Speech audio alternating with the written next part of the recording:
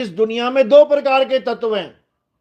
एक असत्य तत्व, असत्य यानी काया, शरीर, सबके एक लाइन में खड़े कर दो। शरीर किससे बने हैं? पांच तत्वों से। राधा किससे बनी है? पांच तत्वों से। राम जी किससे बने हैं? पांच तत्वों से। हनुमान जी का शरीर कैसे बना? पांच तत्वों से। तो ये पांच तत्व अलग कैसे हो गए? ये पांच तत्व हैं, अलग अलग नहीं है कि इसको तू राधा बोल दे, उसको हनुमान जी बोल दे, उसको राम जी बोल दे। ये सारे एक कैटेगरी के तत्व हैं, असत्य तत्व हैं। हे अर्जुन, अध्याय 2 16वां श्लोक क्या कह रहे हैं? इस दुनिया में दो प्रकार के तत्व हैं। एक असत्य तत्व है। असत्य तत्व में ये सारे शरीर आ जाते हैं, सारे शरीर। जैसे एक ही मिट्टी के हजार घड़े बना दिए जाएं, अलग अलग डिजाइन के, तो जो अज्ञानी है वो डिजाइन देख रहा है। ये मटका है, ये घड़ा है, ये सुराही है, उसको डिजाइन दिख रहा है। और जो ज्ञानी है उसे मिट्टी दिख रही है। हजार प्रकार के घड़ों को वो एक ही प्रकार में ले लेगा कि ये मिट्टी है, बात ही खत्म हो गई। और अज्ञानी क्या करेगा? अज्ञानी नामों में फंस जाएगा। ये सुराही है, ये मटका है, ये घड़ा है, ये है, ये वो है। यानी ये राम है, ये कृष्ण है, ये हनुमान है, ये शंकर जी हैं, ये माता जी हैं, ये है, ये वो है। अज्ञानी उन तत्वों को अलग अलग करके जानेगा और ज्ञानी सबको एक मानेगा। यानी असत्य तत्व एक तरफ हो गया। अब तुम कुछ भी नाम रखते रहो, सारे घड़े एक साइड लगा दिए उन्होंने। अब दूसरा तत्व क्या है? पानी। घड़े में क्या है? पानी। अब पानी अलग हो गया, एक तत्व।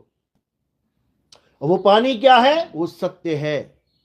दो प्रकार के तत्व हो गए, एक मिट्टी और एक पानी। इसी प्रकार दो प्रकार के तत्व, एक असत्य और एक सत्य।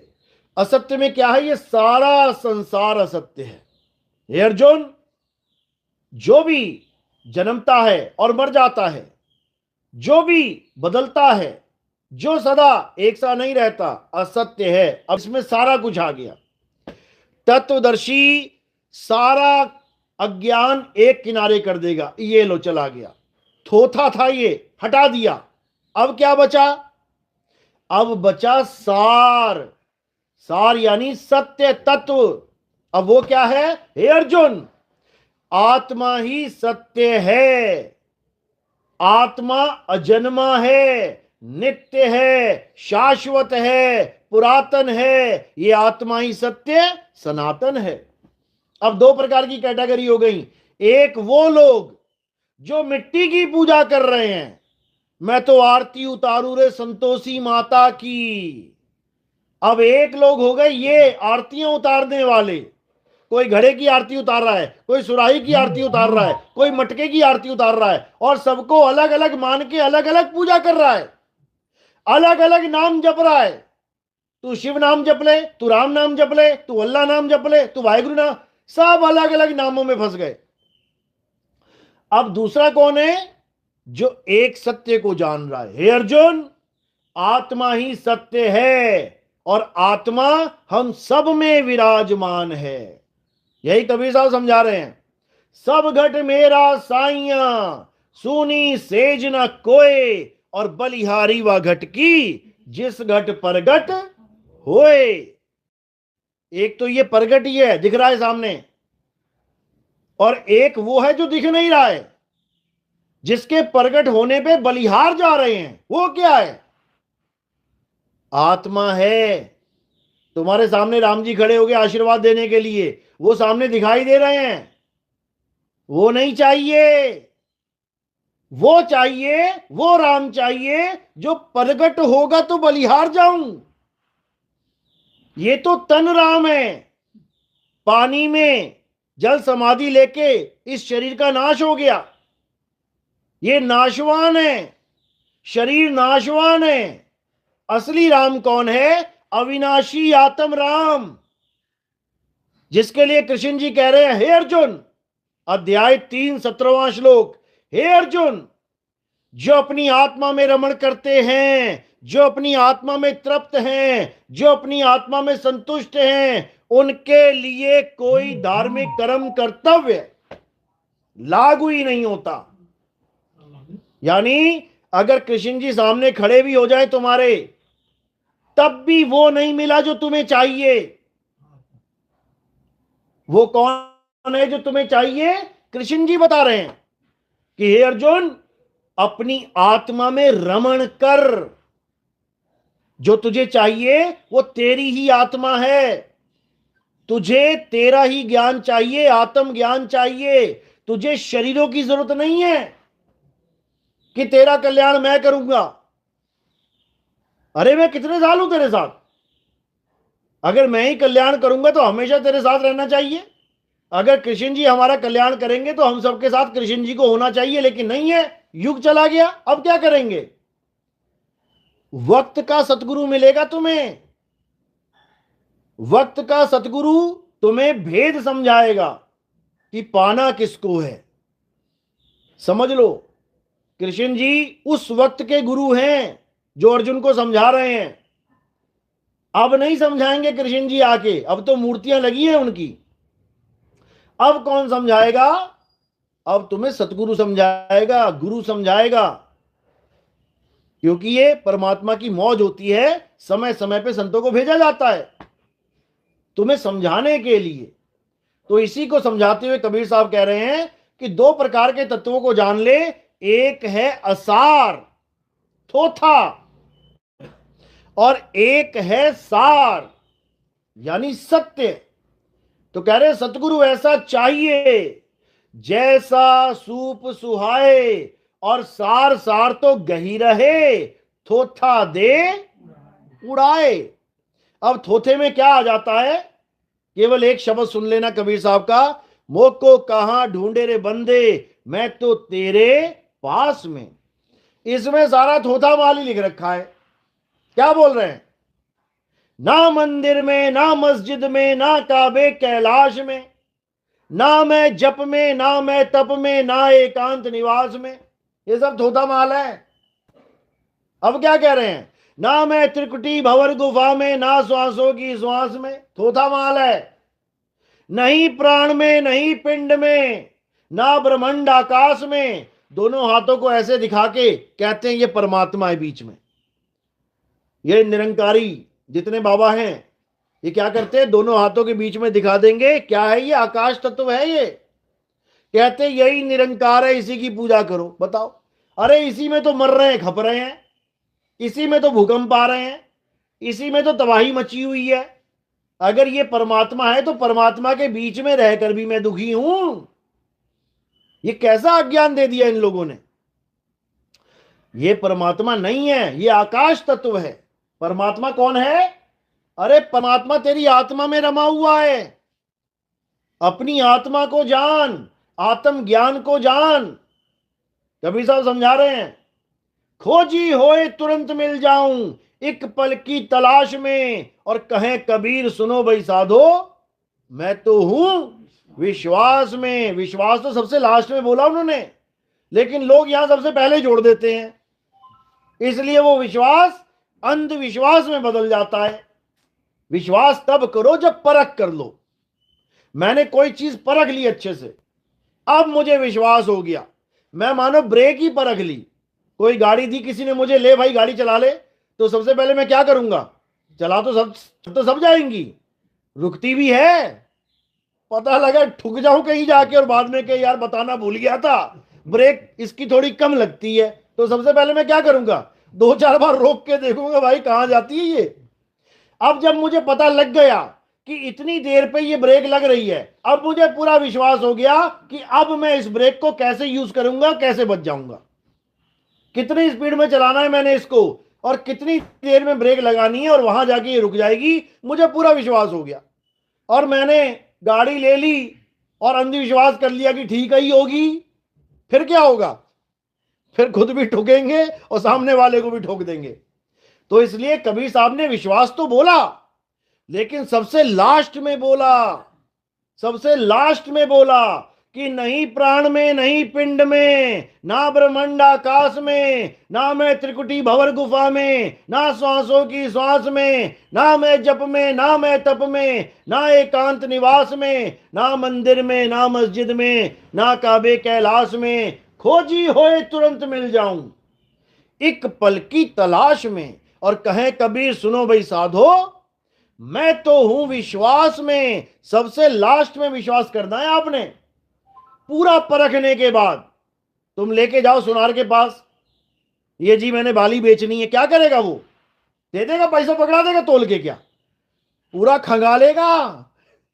जब उसका निष्कर्ष निकल जाएगा तब वो विश्वास करेगा इतने परसेंट सोना है और इतने परसेंट उसमें मिलावट है, उसके बाद वो उसका पैसा देगा। इसको कहते हैं विश्वास, और वो है अंधविश्वास। मैं तो गुरुजी की शरण लग गया हूं, अब गुरुजी नरक में ले जाए तो मैं नरक में भी चला जाऊंगा। अबे गुरु क्यों धारण किया फिर? वैसे ही नरक में जा रहा था, बिना गुरु के जा रहा था, तो गुरु क्यों कर लिया?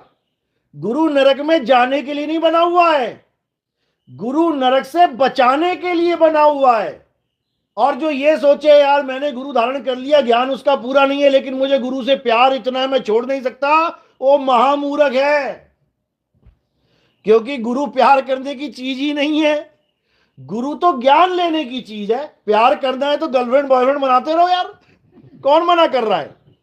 गुरु प्यार करने की चीज नहीं है, गुरु ज्ञान लेने की चीज है। गुरु को ज्ञान से तोलो, शरीर से मत तोलो कि मेरा गुरु इतना सुंदर है मैं छोड़ नहीं सकती उसको, मैं छोड़ नहीं सकता उसको। मर फिर जाके, बन जा कुत्ता बिल्ली बकरा, आ जाएंगे सींग और पीछे लग जाएगी पूंछ, तब दे कर लियो गुरु से प्यार। तो ये संसार ऐसा ही है मेरे भाई, ये संसार सत्य को नहीं समझता, ये असत्य के पीछे भागता है, इसीलिए बर्बाद है ये। तो कबीर साहब कह रहे हैं सत्य असत्य का करे निबेड़ा, और कहें कबीर सो हंस है मेरा। जो सत्य और असत्य का निबेड़ा करे, यानी गुरु के ज्ञान को परख ले, वही सच्चा गुरु है, वही सच्चा चेला है। तभी बात बनेगी, नहीं तो नहीं बनेगी। तो इसलिए कबीर साहब का बिल्कुल साफ सुथरा मार्ग है। वो क्या कहते हैं, कभी भी गुरु की देह में नहीं अटकना है कि तुम गुरु की देह से प्रेम करके बैठ जाओ। गुरु ज्ञान है, ज्ञान की तलवार से जंग होगी यहां पे। इसको ज्ञान खड़ग बोला है कबीर साहब ने कई वाणियों में। ये ज्ञान खड़ग जब चलती है तो अज्ञान का नाश करती है, समझ लो। और जिस गुरु का ज्ञान कट जाए उसको त्याग देना, नहीं तो जन्म बर्बाद हो जाएगा तुम्हारा।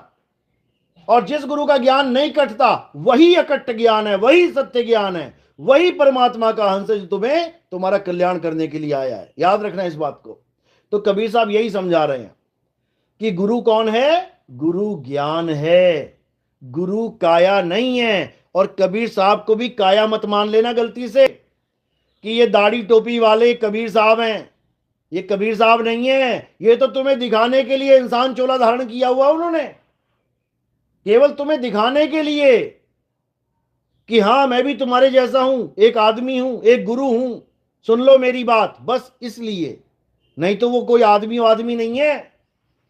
अरे तुम आदमी नहीं हो, तुम्हें लग रहा है मैं आदमी हूं, कितनी देर के लिए? जब तक इंसान का चोला मिला है तब तक के लिए। और जैसे ही इंसान का चोला छूट गया और तुम्हें मिल गया कुत्ते का चोला, तुम्हें मिल गया भालू का चोला, अब तुम अपने आप को कुत्ता और भालू ही समझोगे, भूल जाओगे कि तुम इंसान भी थे। क्योंकि बाकी जानवरों की तरह ये इंसान एक चोला है, कपड़े हैं, कुछ समय के लिए मिले हैं। अरे विष्णु जी ने कुछ कुछ समय के लिए कपड़े पहने हैं, तुमने पक्की मोहर लगा दी कि विष्णु जी का मतलब है आदमी, लक्ष्मी जी का मतलब है औरत। तुमने पक्की मोहर लगा दी कि राम जी का मतलब है आदमी, कृष्ण जी का मतलब है आदमी। अरे वो आदमी नहीं है, वो नर नहीं है। गीता में यही समझाया कि जो मुझे नर रूप में जानता है वो मुझे जानता ही नहीं है। हे अर्जुन, मैं नर नारी नपुंसक नहीं हूं। मैं क्या हूं? मैं आत्मा हूं और तू भी ये जान ले कि तू भी एक आत्मा है। कुछ समय के लिए हमने शरीर धारण किया है। विष्णु जी ने कुछ समय के लिए मछली का शरीर धारण किया तो पहला अवतार बन गया मत्स्य अवतार। अब कहो विष्णु जी तो मछली है, मछली है, मछली नहीं है। उसके बाद उन्होंने कछुए का अवतार धारण कर लिया। अब कहो वो कछुआ है, वो कछुआ नहीं है। फिर उन्होंने जंगली सुअर वराह रूप धारण कर लिया। अब कहो विष्णु जी तो वराह है, नहीं है। उसके बाद आधा आदमी आधा जानवर का रूप धारण कर लिया, कहो ये आधा आदमी आधा जानवर ही है, नहीं है। उसके बाद आदमियों का रूप धारण कर लिया और तुमने पक्की मोहर लगा दी कि ये तो आदमी ही है, आदमी भी नहीं है, ये आदमी भी नहीं है। तो ये कौन है? हे अर्जुन, मैं अजन्मा हूं, नित्य हूं, शाश्वत हूं, पुरातन हूं, मैं ही सत्य सनातन हूं। वो आत्मा है और तुम क्या हो? तुम भी आत्मा ही हो। लेकिन तुम्हें आत्मा का ज्ञान ही नहीं पता है, इसलिए तुम अपने आप को आदमी, औरत, बच्चा, बूढ़ा, जवान ये मान के बैठ गए हो। तुम अपने गुरु को भी आदमी, औरत, बच्चा, बूढ़ा, जवान मान के बैठ गए हो। तभी तो तुम्हें समझ में नहीं आ रही ये बात। जब तक तुम मुझे शरीर मानते रहोगे तब तक तुम अपने आप को आत्मा जान ही नहीं सकते, क्योंकि गुरु हमें किसी और का नाम नहीं, अपने स्वरूप का ज्ञान देता है। मैं तुम्हें वो ज्ञान दे रहा हूं जो मेरा स्वरूप है, जो मैंने जाना है, उसके बारे में तुम्हें समझा रहा हूं। कहते गुरु मुझे दीजिए अपना ज्ञान, यानी जो ज्ञान आपको है। कौन सा ज्ञान है? राम राम करना है क्या? राधे राधे का ज्ञान है, आत्मा का ज्ञान है। गुरुजी जो आपका ज्ञान है वही मुझे दे दो। गुरु मुझे अपना रूप दिखाओ। मेरा रूप और आपका रूप एक ही है, लेकिन ये मिट्टी के घड़े अलग अलग दिख रहे हैं। तो तुम अपने आप को औरत मान के बैठे हो और गुरु को आदमी मान रहे हो। तुम अपने आप को बच्चा मान लिया, गुरु जी को बूढ़ा मान रहे हो। तुम अपने आप को बूढ़ा मान लिया, गुरु जी को तुम कह रहे हो अभी तो ये 40 साल का ही है। अटक जाओगे इसी में, भटक जाओगे इसी में। मेरी उम्र जानते जानते तुम्हारी अपनी उम्र खत्म हो जाएगी। हम सब अजन्मे हैं, नित्य हैं, शाश्वत हैं, लेकिन अपने आप को जान नहीं पा रहे हैं। इसलिए हम 30 साल, 20 साल, 40 साल का बन के बैठे हुए हैं। सबको डेट ऑफ बर्थ याद है अपनी? याद है? फॉर्म में लिखते हो ना? जिसको याद है पक्का मरेगा वो। क्यों मरेगा? क्योंकि उसने मान लिया कि मैं सन 1984 में पैदा हुआ था, मैं 1985 में पैदा हुआ था, मैं 2000 में पैदा हुआ था, और जो पैदा हुआ है वो पक्का मरेगा। अरे तू अजन्मा है, तू कभी पैदा हो नहीं सकता, तू कभी मर नहीं सकता। तेरी डेट ऑफ बर्थ कहां से आ गई? ये सारा भरम जाल है भाई, ये सारा माया जाल है। इस माया जाल से निकलो और अपने सत्य स्वरूप का बोध करो। ये तंत्र मंत्र छोड़ो, ये राधे राधे, राम राम, अल्लाह अल्लाह, वाहेगुरु वाहेगुरु, ये सब छोड़ो और अपनी आत्मा को जानो। तब समझ लो कि अब मिलेगा परमात्मा। कबीर साहब कह रहे जब लगना चीन हो गए आत्म, तब लगना मिली है परमात्म। क्यों? क्योंकि परमात्मा तेरी आत्मा में विराजमान है, लेकिन तुझे आत्मा का ज्ञान ही नहीं है। जैसे घी कहां विराजमान है? दूध में विराजमान है, लेकिन तुझे दूध से दही बनाने का तरीका ही नहीं पता, तो क्या करेगा? सारी उम्र दूध ही पीता रह जाएगा, घी का स्वाद नहीं मिल पाएगा। इसी प्रकार परमात्मा हमारी आत्मा में विराजमान है। गुरु ग्रंथ साहब में क्या लिखा है? आत्म में राम, राम में आत्म, चीनस गुरुमुख विचारे। तो जब गुरु मिल जाएगा, आत्मा का ज्ञान मिल जाएगा, उसके बाद ये सारे मंत्र फीके पड़ जाएंगे, झूठ हो जाएंगे। हटाओ इसको। और जब तक आत्मा का ज्ञानी गुरु नहीं मिला तब तक ये ठीक है भैया, जो मिला है करते चलो, पूजा पाठ करते चलो, कोई दिक्कत नहीं है। गुड्डे गुड़ियों का खेल खेलते चलो, शादी ब्याह करते चलो। कब तक? जब तक तुम बड़े ना हो जाओ। अब बड़े हो गए 30-30 साल के और खेल रहे हो गुड्डे गुड़िया, तो लोग कहेंगे बेवकूफ है क्या ये दिमाग से पैदल लोग हैं क्या। तो ठीक है, गुड्डे गुड़िया सबने खेले, तुम भी खेल लो, लेकिन एक समय तक, एक लिमिट होती है इसकी। तो ठीक है, मूर्ति पूजा करनी है करो, देवी देवता पूजने पूजो, हवन यज्ञ करना है करो, जो करना है करो, लेकिन कब तक? जब तक तुम्हारे जीवन में आत्मज्ञानी गुरु ना आ जाए तब तक। तब तक जो मर्जी करो। तो जो आत्मज्ञानी गुरु आ गया है, फिर क्या करना है? सब कुछ छोड़ दो। एक छुड़ाए एक लखाए, तब प्राणी निज घर को जाए। निज घर, मेरा घर, जिसको मैं कह सकूं कि मेरा है, उस पे किसी और का अधिकार नहीं है। ये तुम्हारा घर है क्या? ये घर क्या तुम्हारा है? ये शहर तुम्हारा है? ये देश तुम्हारा है? ये ग्रह तुम्हारा है? ये ब्रह्मांड तुम्हारा है? तुम तो कैदी बने बैठे हो यहां पे। अरे ये घर तुम्हारा नहीं है जिसको तुम मेरा मेरा कर रहे हो, ये तुम्हें छोड़ना पड़ जाएगा। निज घर यानी मेरा घर, जिसको मैं कह सकूं ये मेरा है, और वहां का कोई और राजा नहीं है, तुम ही राजा हो। तुम ही राजा हो, वहां के राजा भिखारी बना बैठा है। अरे तू सबका सरदार है, गुलाम कैसे हो रहा? तू सबका सरदार है, लेकिन गुलामी की जिंदगी जी रहा है। क्यों? तू भूल गया अपने आप को। जैसे हनुमान जी भूल गए कि मेरे पास क्या क्या ताकत है, शक्ति है। पूरी शक्तियां उनके पास थी, लेकिन भूले बैठे थे।